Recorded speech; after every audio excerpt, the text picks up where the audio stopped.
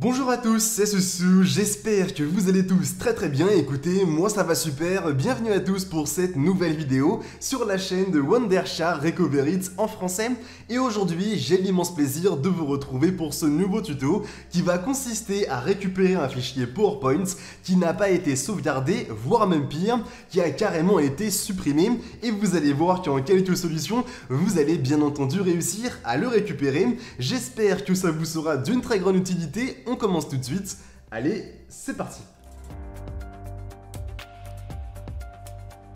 Tout d'abord, avant de commencer la vidéo, vous devez savoir que moi de mon côté, aujourd'hui, je vais vous présenter 5 méthodes qui vous permettront donc de récupérer un fichier non sauvegardé ou alors sinon un fichier supprimé. Et surtout, si cela vous est d'une très grande utilité, n'hésitez surtout pas à nous laisser un maximum de pouces bleus. C'est la petite récompense qui fait toujours extrêmement plaisir, mais aussi à vous abonner à la chaîne en activant la cloche pour ne surtout pas rater toutes nos prochaines vidéos. Les 3 premières solutions vous permettront de récupérer un fichier qui n'a pas été sauvegardé. La 4e méthode vous permettra de récupérer un fichier non sauvegardé ou supprimé. Et la dernière et 5e méthode vous permettra de récupérer un fichier qui a vraiment été supprimé de manière définitive de l'ordinateur. Et normalement, avec toutes ces solutions, vous n'aurez aucun problème pour récupérer un fichier qui est manquant ou qui est perdu ou supprimé de votre ordinateur. Désormais, pour passer maintenant à la partie pratique de la vidéo, la première solution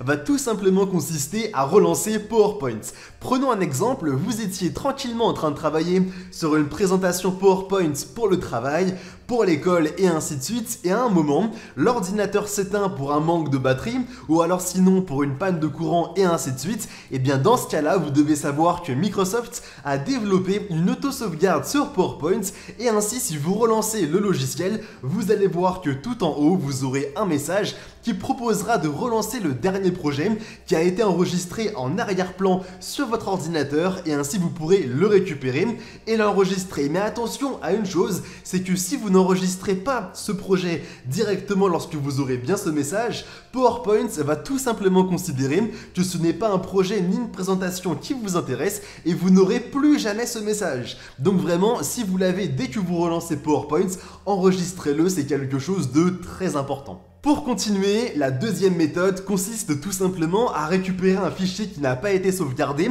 mais qui est tout de même enregistré en arrière-plan sur PowerPoint. Cette fois-ci, comment ça va se passer? Vous avez simplement à vous rendre dans Fichier en haut à gauche, et ensuite dans Ouvrir, et lorsque vous serez bien dedans, vous allez voir que tout en bas, il y a marqué un message qui est le fait de récupérer des fichiers qui n'ont pas été enregistrés. C'est vraiment une option qui est très intéressante et ainsi, il vous suffira simplement de cliquer dessus et vous aurez devant vous l'intégralité des fichiers qui n'ont pas été enregistrés et vous aurez donc de cette manière la possibilité de sélectionner celui qui vous intéresse à la date et l'heure également qui vous intéresse pour travailler dessus et ainsi de suite, ce qui peut être quelque chose également de très intéressant si vous n'avez pas le message de la première solution. Cette fois-ci, la 3e méthode vous permettra de récupérer des fichiers qui n'ont pas été sauvegardés manuellement, mais qui sont toujours stockés par PowerPoint et dans un dossier un petit peu différent. Pour cela, vous aurez simplement à vous rendre dans Fichier et ensuite tout en bas dans Options et lorsque vous serez bien dedans,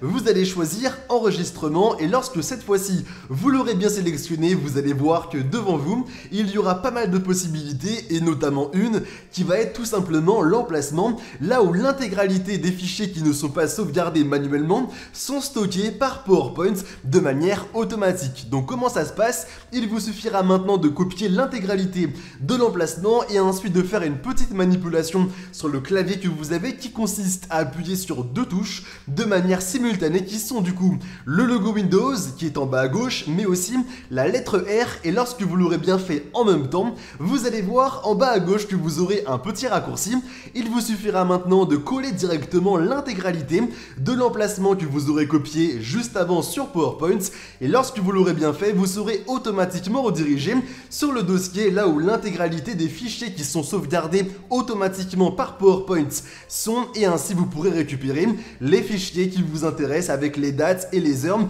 là où vous avez travaillé dessus et ainsi de suite, ce qui peut s'avérer également extrêmement intéressant si jamais le fichier qui vous intéresse réellement n'est pas dans les dossiers qu'on a vus juste avant. Maintenant, la quatrième solution va tout simplement consister à vous rendre directement dans les sauvegardes de OneDrive parce que c'est vraiment quelque chose de magique, mais ceci fonctionnera uniquement si vous êtes connecté à un compte Microsoft sur votre ordinateur et sur PowerPoint, donc c'est vraiment quelque chose de très important. Lorsque désormais vous serez bien connecté, que vous aurez travaillé sur un projet, mais que celui-ci n'a peut-être pas été sauvegardé sur le PC, voire même pire qu'il a carrément été supprimé, il vous suffira de vous rendre dans Fichier puis ensuite dans Ouvrir, et lorsque vous serez bien dedans de sélectionner OneDrive, et devant vous, vous aurez l'intégralité des fichiers que vous avez fait sur votre PC ou sur un autre PC carrément, et qui ont été sauvegardés de manière automatique sur OneDrive. Il vous suffira désormais de bien sélectionner celui qui vous intéresse, et même pour vous dire, vous aurez la possibilité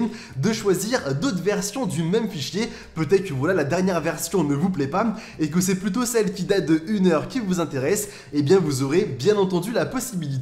de le récupérer, mais surtout aussi, si vous n'avez peut-être pas PowerPoint sur le PC où vous êtes actuellement, vous avez la possibilité de vous rendre directement sur le site de Office, de vous connecter au compte Microsoft que vous avez, et ensuite de vous rendre dans la partie Office et dans PowerPoint, et ainsi vous aurez la possibilité également comme avant de pouvoir récupérer les fichiers que vous avez eus et qui ont été également automatiquement sauvegardés, ce qui peut s'avérer encore une fois extrêmement intéressant si vous avez changé de PC et que vous n'avez pas récupéré l'intégralité des fichiers qui vous intéressent, ou alors sinon si vous avez peut-être travaillé sur un autre PC et que vous souhaitez récupérer l'intégralité de ces fichiers PowerPoint sur un autre PC, c'est vraiment quelque chose, encore une fois, qui peut être extrêmement utile. Enfin, la dernière solution va tout simplement consister à utiliser un logiciel si jamais le fichier PowerPoint a vraiment été supprimé de manière définitive de l'ordinateur, et ce logiciel c'est tout simplement Wondershare Recovery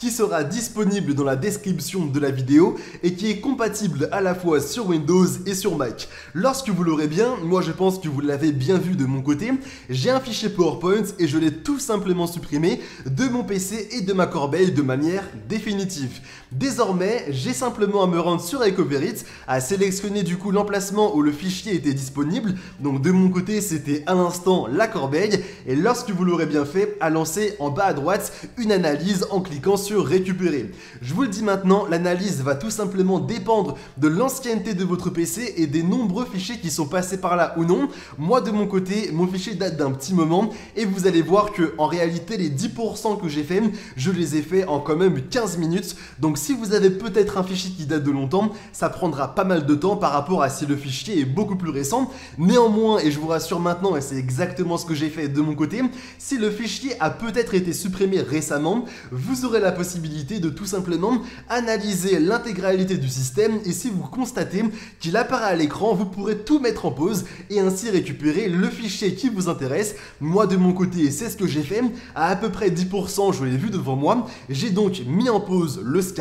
et j'ai pu récupérer mon fichier vraiment aussi simplement que ça. Ensuite, vous aurez simplement à choisir l'endroit où le fichier sera stocké et enfin, vous l'aurez bien devant vous dans un dossier qui va se nommer Recovery et Corbeille, et ainsi vous pourrez bien utiliser ce fichier, et je pense que vous l'avez bien vu de mon côté, il est bien présent de manière intégrale et vraiment il n'y a aucun problème à ce niveau-là, ce qui est quand même quelque chose de très intéressant, et ça je pense qu'on est bien d'accord sur ce point. Moi maintenant, j'espère évidemment que la vidéo en ma compagnie vous aura plu. Si jamais c'est le cas, n'hésitez pas à nous laisser un maximum de pouces bleus, ça nous ferait super plaisir, et pourquoi pas aussi vous abonner à la chaîne en activant la cloche pour ne pas rater toutes nos prochaines vidéos. Maintenant, je vous dis simplement à très bientôt pour de nouvelles vidéos. C'était Soussou, allez, bye tout le monde.